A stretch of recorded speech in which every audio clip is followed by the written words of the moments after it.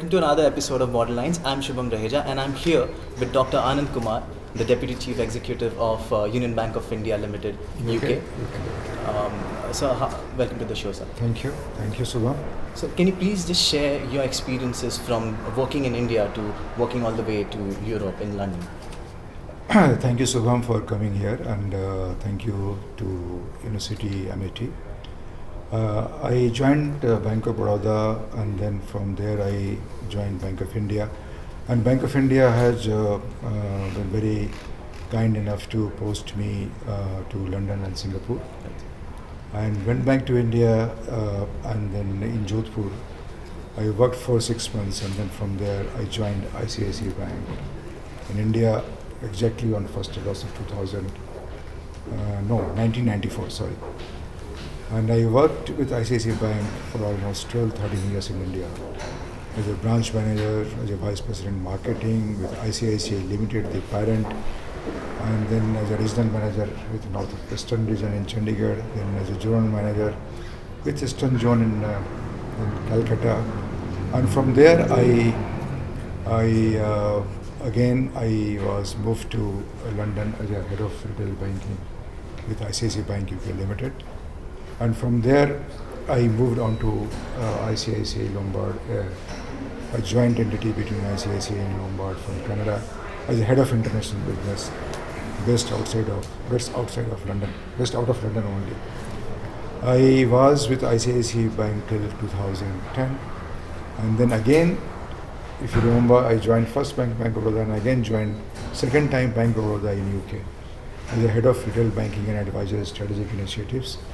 Having worked there for some time, I now have been working with Union Bank of India UK Limited, which is an independent UK subsidiary, for last 4 years as an executive director and deputy chief executive, and one of the board members of Union Bank of India UK Limited. So, what are the differences in operations of banks in India as compared to the UK? The difference, I will say that the banking operations are same. Probably there the number of customers, retail customers, are more in India. Retail customers here are less, but if they are here, then they are online. But what I can say that India, in terms of the banking experience, India is not behind UK. I will say that they both are having the similar exposure. Rather, in some aspect, India is ahead of UK. Here, the online banking in retail banking is very much prevalent. So is with the case of India. But still, people in India would like to go to bank branches for their daily operations in retail banking. Whereas in this country, the visit of retail customers are very, very, very, very less. So this is the difference between, I will say, in terms of the approach of the banks towards the retail customers. Both are having the same platform, the online, but the customers in India, what I have experienced when I was working in India, are that they also would like to use all channels and also visit branches, but where in this country, for all retail products, including the mortgage, they try to do it online. So the interaction with the customer, so they have the channel branch, but very, very rarely visited. They have the online channels usually used. They have the call center usually used. There are the banks here, now they are doing the banking, or they are going to do the banking only through the mobile apps. But there have been banks which are online banks, and they have been rated as the best bank in this country. So the presence of the brick and mortar probably is not that important in this country as compared to India, whereas still brick and mortar is supposed to be very, very important. But then what I would like to reiterate that the channels which are there in India and the channels which are there in India, there is no difference. That's very good perspectives. So how do you think Brexit has impacted the corporate world? What are your views on it? As far as my views are concerned, as of now, I don't see much of the impact of the Brexit on the UK economy. But still, we'll have to see that how the Brexit unfolds, because still the Article 50 has to be activated, and the lot of negotiations will have to happen with the different countries in Europe. But again, as of now, I don't see much of the impact, and London being the financial center for a long time, and because of its geographical locations, I think that is going to be all right. But still, fingers crossed, we'll see that how it goes in the next 2 years. As you know, the interest rate in the UK banks is 0.5% as compared to 8 to 10% in India. Why do you think there is such kind of an anomaly in the two countries? No, first thing, it is not the interest rate, it is a Bank of England rate we are talking about, because at the moment it's 0.25%, which is linked, of course, which is an indicator for the interest rates to be charged by the banks, depending upon their own situation. So every country is a different.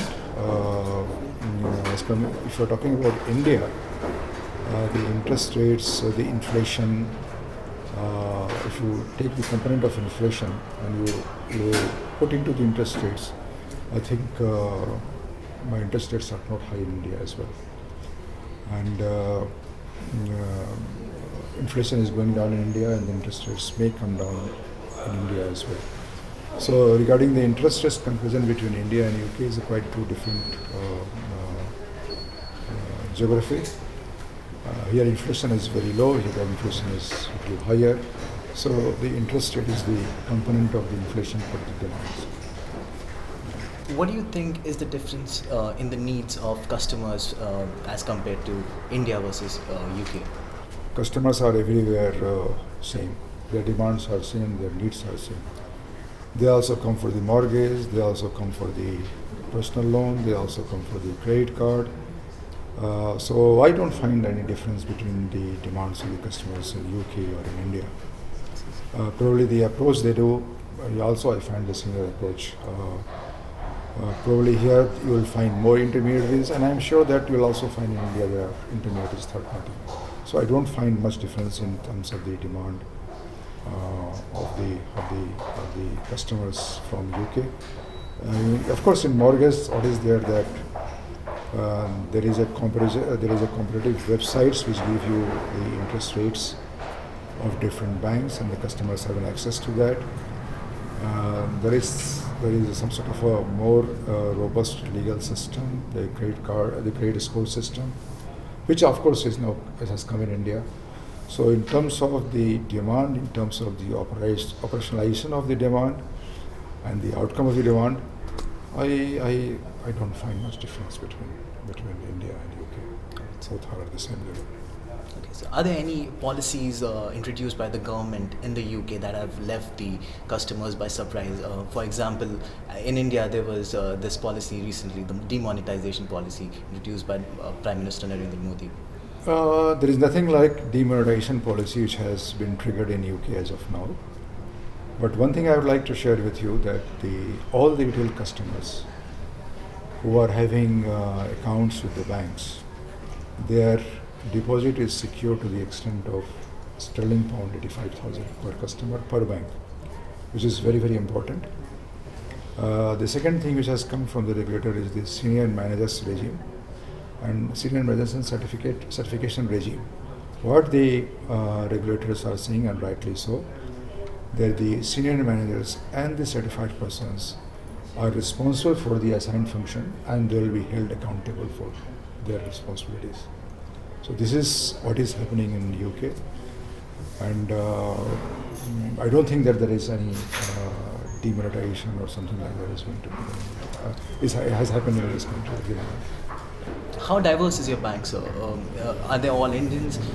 How much diversity exists in? No, I don't want to talk about my bank, but of course my bank is also fully diverse. We have people from China, we have people from UK, we have people from Sri Lanka, we have people from India, and we all encourage diversity in this country. But by and large, London is a very diverse place, or UK is a diverse place, and here you will find people from across all countries. And the ethos of London is that it encourages the diversity and the employment of the people from all sections of society. And it is really good to learn the culture and the different ethnic population, and it really helps to grow the business in this country. So, do you have any messages to the students regarding the opportunities in the banking sector in the UK? See, the borders. If you are working hard, there are good opportunities in India. There are equally good opportunities in UK or any other part of the world. It depends upon you that what is your preference, how hard you work.